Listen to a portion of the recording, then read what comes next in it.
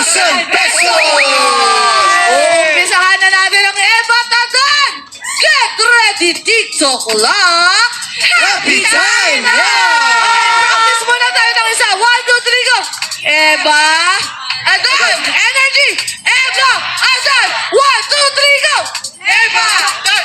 Eba, Adan! Eba, Adan! Oh! Sayang!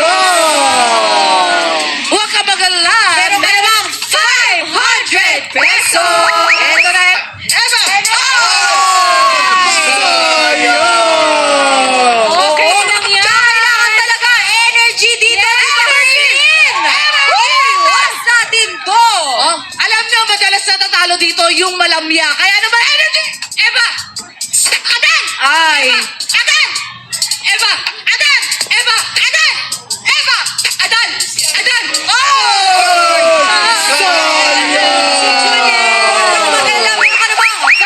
500 pesos! Kasi dito, walang talo. Let's go! 1, 2, 3, go!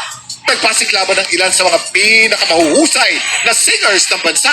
Mula sa top 12 veiled singers, 3 boses ang umangat at napiling kumatawan sa Pilipinas sa International Singing Competition na Veiled Cup na gaganapin lang naman sa South Korea.